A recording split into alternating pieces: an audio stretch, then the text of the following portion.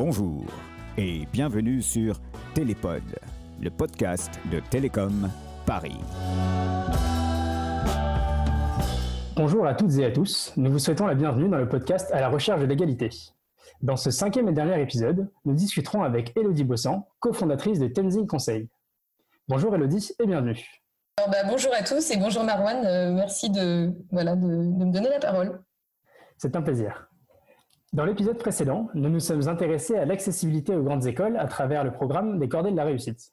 Aujourd'hui, nous parlerons de l'insertion professionnelle à travers Tenzing, qui propose une vision nouvelle face au recrutement et favorise l'égalité des chances. Élodie, avant de commencer, peux-tu te présenter brièvement à nos auditeurs ? Bonjour, je m'appelle donc Élodie Bossan. J'ai effectivement cofondé Tenzing il y a 4 ans de cela. Tenzing, c'est un cabinet de conseil en stratégie opérationnelle qui s'est créé autour d'une raison d'être, qui était de faire du conseil en strat, secteur particulièrement élitiste, un tremplin professionnel pour le plus grand nombre. Donc moi, un petit peu mon parcours, puis ça permettra de voir pourquoi c'est des sujets qui m'ont parlé, c'est que moi, j'ai grandi en banlieue parisienne, donc je suis née à Épinay-sur-Seine dans le 93. Ensuite, j'ai grandi dans le 95. J'ai eu un bac littéraire, j'ai fait un BTS commerce international. Je suis partie à la fac étudier donc à la fac de Saint-Denis, Paris 8, et je suis arrivée un petit peu dans le conseil par hasard puisque j'avais pas une formation académique qui m'y destinait. J'avais pas la connaissance que ce métier existait, et puis surtout, j'avais pas le bon diplôme. D'accord, très bien. Et au niveau de ton expérience personnelle, est-ce que tu as été en lien avec des associations qui traitent un peu de ces sujets-là comme l'inégalité des chances ou quelque chose d'équivalent ? Moi, j'ai été en relation finalement assez tardivement parce que même si j'aurais pu en bénéficier à titre perso quand j'étais étudiante, c'était des associations que je connaissais pas. Donc finalement, moi, vu de ma position à l'époque, j'avais pas conscience ni d'être victime de discrimination, ni d'avoir le sentiment de pas avoir accès à certaines opportunités.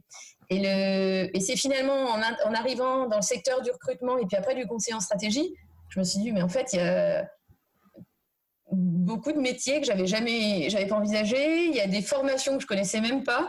Et c'est là que je me suis intéressée finalement à ces thématiques d'égalité des chances. Parce que foncièrement, par mon métier, j'ai été chasseur de tête. Donc, le recrutement, c'est de chercher la bonne personne pour le bon endroit. Mais le premier filtre qu'on opère, c'est une approche par la qualification et puis le diplôme. Et je m'étais rendu compte petit à petit que plutôt que d'être une machine à inclure, j'étais une machine à exclure. Donc, voilà comment je suis arrivée à la problématique d'égalité des chances. D'accord, très bien. Et donc, de ce fait, lorsque vous avez créé Tenzing, j'imagine que l'objectif était un peu de réduire ces inégalités, et j'imagine que vous avez mis en place des modèles de fonctionnement ou de recrutement qui ont été différents de ce que tu viens d'annoncer. Oui. En fait, l'idée avec Tenzing, clairement, c'est de voir advenir les changements sociétaux qu'on pense nécessaires dans la société quand on parle de solidarité, d'inclusion. Aujourd'hui, c'était de se dire, il y a des jeunes qui s'investissent dans les études, qui ont des bac+5, et puis finalement n'ont pas des opportunités à la hauteur de ce qu'ils pourraient faire, et le subissent. Donc pour nous, le grand jeu, c'était de se dire, comment faire pour aller à la rencontre de ces jeunes qui ne connaissent pas notre secteur d'activité. Donc pour ça, on a mis en place des partenariats avec des universités, avec des écoles qui font que de l'alternance, parce que la dimension économique est importante. Donc on sait que dans les écoles où il y a le recours à l'alternance à 100%, on retrouve des jeunes de milieux populaires, des jeunes de milieux modestes. Et quand je dis populaire et modeste, on parle ni plus ni moins que l'immense majorité de la population française. En tout cas, c'était finalement, ce que vous avez déjà dans les grandes écoles, de voir des entreprises qui viennent à votre rencontre, qui viennent vous parler de leur métier, c'était de faire ça, c'est de faire ça dans des endroits où les entreprises vont pas. Et notamment, ça passe par des partenariats avec des universités. Donc d'abord, c'était plutôt des universités franciliennes, parce que on était tout petits, et puis les actions sont assez longues, il faut les multiplier, il n'y a pas c'est pas évident. Il n'y a pas toujours de centralisation. Donc, ça a été d'abord d'intervenir dans les universités franciliennes. Maintenant, on va également en province. C'est aussi de diffuser nos annonces sur les job boards où on sait que les jeunes vont aller. Donc, ça peut être Indeed, parce qu'on voit bien que Job Teaser malgré tout, c'est une offre qui est destinée vers les grandes écoles. Donc, si on veut les toucher, il faut qu'on mette, nous, des annonces de part. C'est s'appuyer aussi sur des acteurs associatifs qui travaillent qui offrent sur ces sujets d'égalité égalité des chances. Parce que du coup, ils ont un vivier de candidats important. Mais le gros de l'action, clairement, c'est nos actions en université avec cette ambiguïté qui est pas simple, qui est de se dire, voilà, nous on veut recruter sans discriminer, donc on ne s'occupe pas de la spécialisation des étudiants. Mais du coup, quand vous regardez les offres dans une fac, l'offre de formation est hyper nombreuse. Donc on peut malheureusement pas aller dans tous les cursus. Donc on est obligé de procéder à des arbitrages, c'est pas toujours simple. Mais notre technique de recrutement, finalement, c'est d'aller à la rencontre du plus grand nombre, donc de multiplier les actions de terrain, les actions de sensibilisation, et de faire en sorte qu'en fait, les jeunes qui postulent chez nous pourront se dire, voilà, j'ai eu le choix. Un jour, on m'a présenté un métier, ça m'intéresse, j'y vais. Ou un jour, Tenzing m'a présenté son métier, ça m'intéresse pas, j'y vais pas, mais au moins je sais pourquoi. Tout à fait, oui. Et donc, de ce fait, ce qu'il faut aussi en comprendre et en retenir, c'est que, selon vous, il ne faut pas juste s'arrêter au diplôme qu'a la personne et à l'école dont vient cette personne, de ce fait. Le sujet le concept de le problème avec le diplôme, c'est pas si évident. Le diplôme, quand on a investi du temps dedans et qu'on sait, l'effort, ça nécessite un investissement, du temps, de l'énergie d'avoir son diplôme de Bac+5. Donc en fait, on peut pas le dévaloriser ou dire tiens, comme c'est une formation qui est moins reconnue, donc ce diplôme vaut rien. Parce que derrière, il y a quand même eu,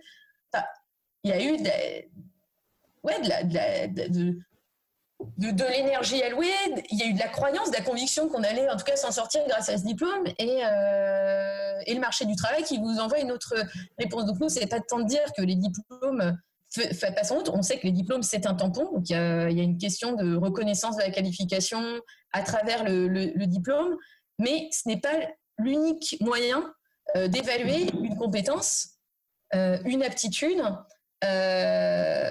Donc nous on est sur un mode de réflexion qui est de dire le diplôme, oui, reconnaissons tous les diplômes, mais reconnaissons aussi que le parcours personnel, individuel a de la valeur, et que le diplôme est aussi un reflet d'une appartenance sociale, parce que c'est pas pour rien que dans les grandes écoles il y a des stratégies d'ouverture sociale. Si on doit ouvrir, c'est parce qu'il n'y a pas assez de monde. Donc la réflexion que l'on a. Tout à fait, oui, je comprends.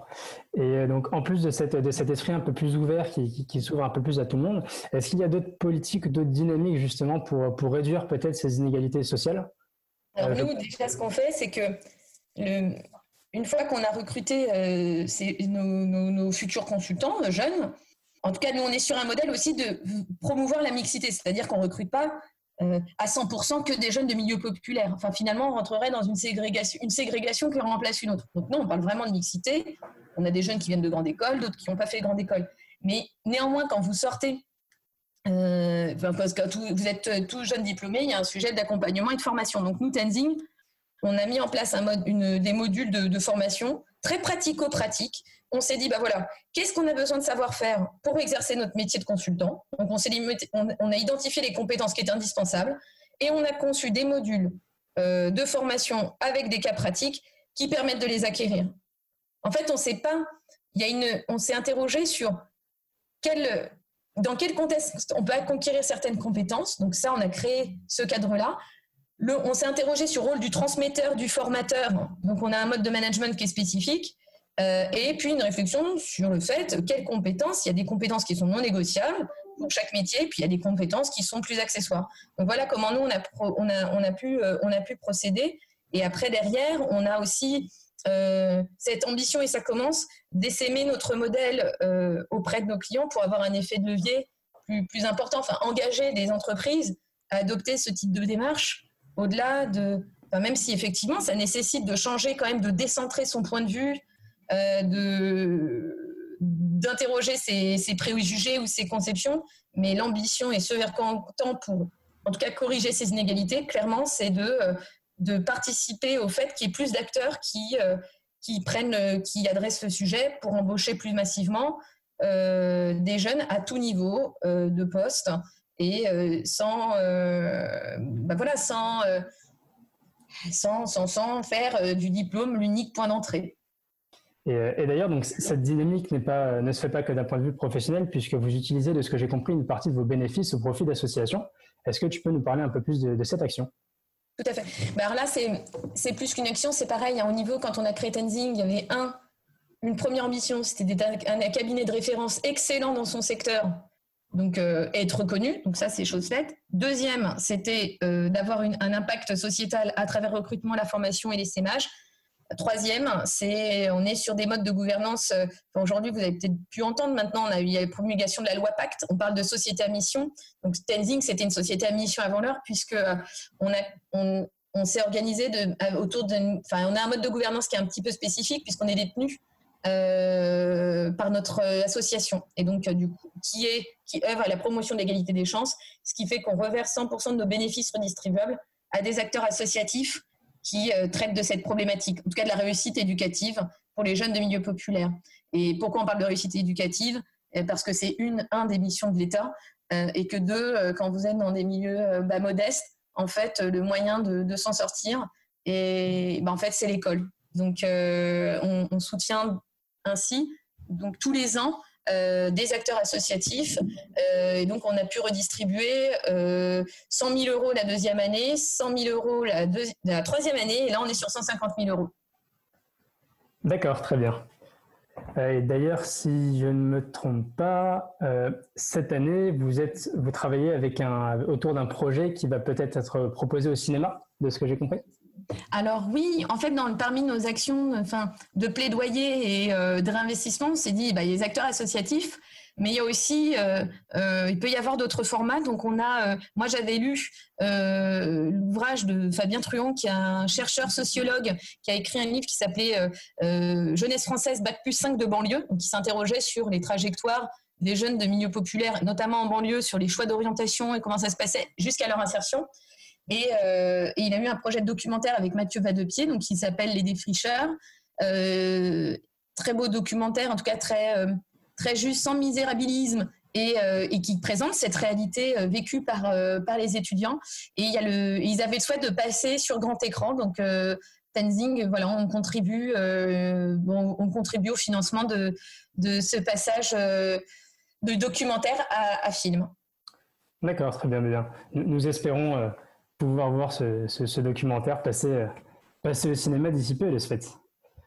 On verra après le confinement, parce que là, ça passe pas les tournages. Tout à fait. D'ailleurs, c'est aussi un gros problème pour certains étudiants, ce confinement, qui a creusé certaines fois les inégalités. Pas tout le monde a la chance de pouvoir travailler dans un milieu, dans un cadre sain, avec tout le matériel nécessaire.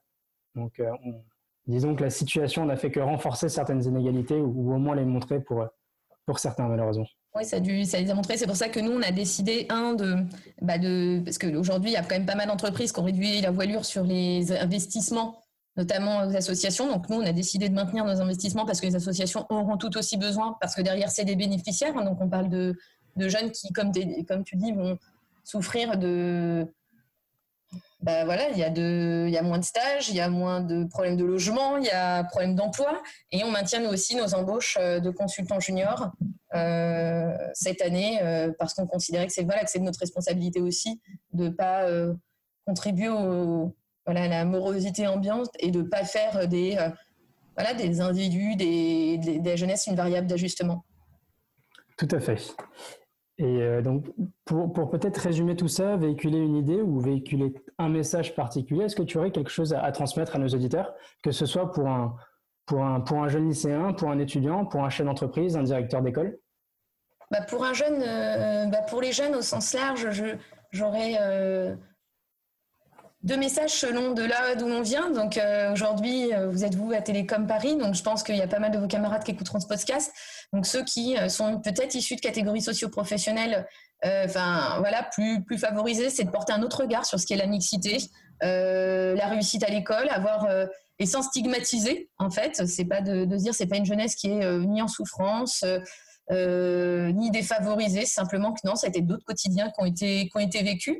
Et peut-être de moins se penser en tant que norme, parce que quand on parle de profil atypique, on renvoie toujours l'autre à la marge. Donc voilà, ça serait mon premier conseil. Parce que derrière, plus tard, ce seront des futurs décideurs, et c'est important. Pour les plus jeunes qui, eux, viennent peut-être de milieux populaires, c'est de croire en eux et d'oser.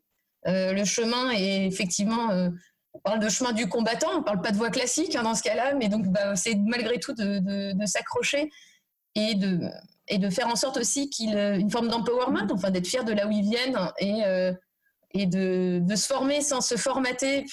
Ça serait mon deuxième conseil. Et pour les chefs d'entreprise, ça serait d'oser la mixité. Effectivement, on parle de renverser certaines échelles de valeurs et de perception de classe. Mais aujourd'hui, au vu des enjeux, des crises sociales qu'on affronte, il est peut-être bon à un moment de s'interroger, de tendre la main et de faciliter la mobilité.